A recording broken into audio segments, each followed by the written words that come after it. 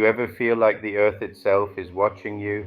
Not the trees or the animals, but the dirt under your feet, the soil you're standing on, like it's alive and waiting. I never believed in things like that. But after what happened to me deep in the woods of Kentucky last summer, I'll never look at the ground the same way again. My name's Ryan. I grew up in a small town outside Lexington, Kentucky. Most of my weekends as a kid were spent fishing creeks, hunting squirrels, or just wandering into the endless stretches of forest that surrounded our town. By the time I was 27, I knew every trail and shortcut for miles, or at least I thought I did. It was July, thick with heat, the kind that makes the air itself feel heavy. A friend of mine, Jason, was visiting from out of state. We hadn't seen each other in years. He suggested a day hike, something to catch up and clear our heads. He joked that after living in Chicago, he needed to remember what trees looked like. So that morning we packed light, just bottled water, beef jerky, and a couple of pocket knives. No tents, no maps, because this was my home turf. I was supposed to know where we were going. By early afternoon, we were miles into the woods, the cicadas buzzing so loud it felt like the air was screaming. The deeper we went, the quieter Jason got. He wasn't used to the way the forest here seems to swallow sound. Even the breeze dies once you're far enough in. We found a narrow deer trail, half covered with vines.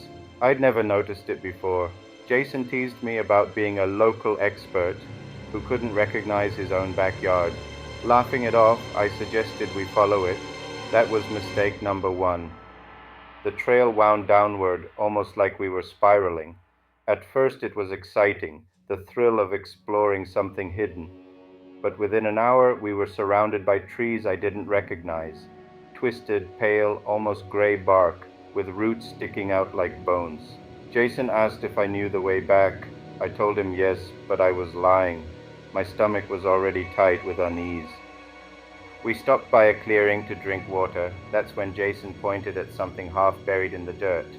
It looked like a circle of stones, almost perfect, laid out deliberately. At the center of the circle, the soil looked darker, damp, even though we hadn't had rain in weeks. I remember crouching down, running my hand along one of the stones.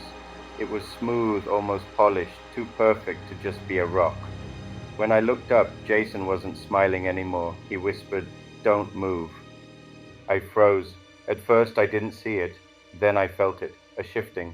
The ground around us wasn't still. At the edge of the clearing, maybe 20 feet away, a copperhead slid out from the brush, then another, then another. Within seconds, there were dozens. My chest tightened, my skin prickled cold even though sweat was pouring down my neck. They weren't scattered randomly. They were circling, slowly, deliberately, forming a living wall of scales. Jason muttered, "We need to get out." He spoke low, but his voice cracked. We took a step back toward the trail, and the snakes moved with us, closing the circle tighter. I don't know how to explain it, but it felt coordinated. Not like a random group of snakes, but like they were one body, one thing surrounding us. Panic hit me. My instinct screamed to run, but my legs felt glued to the dirt. I grabbed Jason's arm, whispering, "Stay calm, don't make sudden moves." But my voice shook. The clearing filled with sound, the hissing, the dry scrape of scales against dirt, the rattling. Yes, rattlesnakes too. I counted at least 5 different species, all together, all moving as one. That doesn't happen. That's not natural. Jason tried to joke weakly. "Guess you found a new hiking trail." His laugh was hollow, trembling. The snakes kept circling until they left maybe a 10-foot gap between us and them. That's when the ground inside the stone circle shifted. At first I thought it was just dirt sliding, but then I saw the soil itself moving, bulging upward like something underneath was pushing. The snakes stopped moving. Every single one froze in place, heads raised, tongues flicking, watching, waiting. The ground cracked open in the middle. My brain screamed to look away, but I couldn't. Something pale rose up through the soil, not a snake, bigger, thicker, a mound of pale pulsing flesh, slick with mud. I couldn't tell if it was an enormous snake or something worse. It just kept rising. Jason swore under his breath, clutching the knife from his pocket. But what the hell were we going to do with a 3-inch blade against this thing? The mound uncoiled, and I realized it wasn't just one creature. It was hundreds, no, thousands, a knot of snakes, their bodies twisted together, forming a column that swayed like it had one mind. Their eyes glinted like wet beads, all staring at us. I felt bile in my throat. I wanted to scream, but my voice was gone. Jason whispered, "They're letting it out." And he was right. It wasn't the snakes we should have been afraid of. They were just servants. This writhing column of living flesh was the thing they protected. The snakes began to move again, tightening their circle. I gripped my knife so hard my hand ached. Jason muttered, "On 3, we run."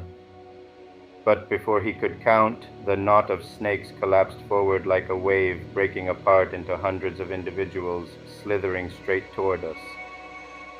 We ran. The forest was a blur of green and shadow. Branches whipped my face, roots caught my boots. Jason was just ahead, crashing through brush, gasping like he couldn't get air. Behind us, the sound was endless, the hiss and rustle of hundreds of bodies chasing, slamming against the leaves, striking at nothing. At one point, Jason stumbled. I grabbed his arm and yanked him up, but not before a copperhead lunged, sinking its fangs into his calf. He screamed, kicking it off, blood streaking down his leg. We didn't stop, couldn't. The woods around us seemed wrong, paths twisting back on themselves. No matter which way we ran, the hissing never grew farther, always closer. Jason's breathing grew ragged. His face was pale, sweat dripping, veins in his neck standing out.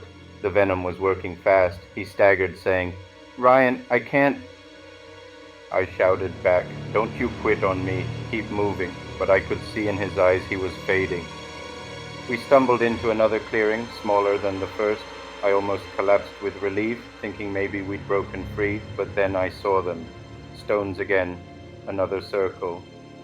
The snakes poured into it, sealing us inside.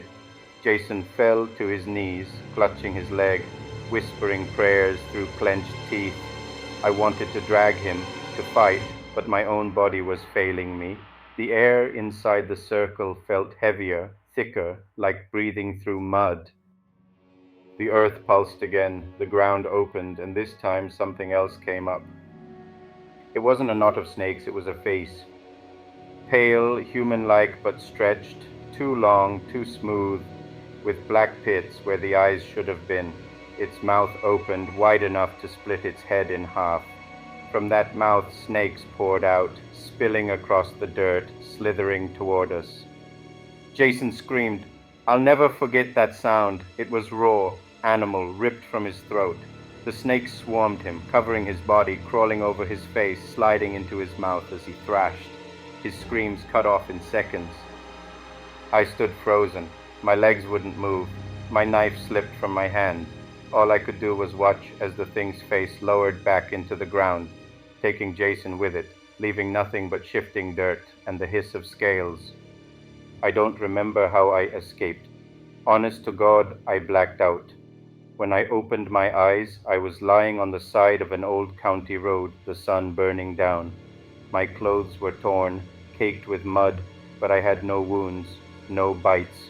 Jason was gone. No one's seen him since. I told the sheriff's department everything. They searched the woods for weeks. Dogs, drones, everything. They found nothing, not a stone circle, not a trail, not a body. But I know what I saw, I know what I felt. Sometimes at night, I hear the sound of scales dragging across dirt.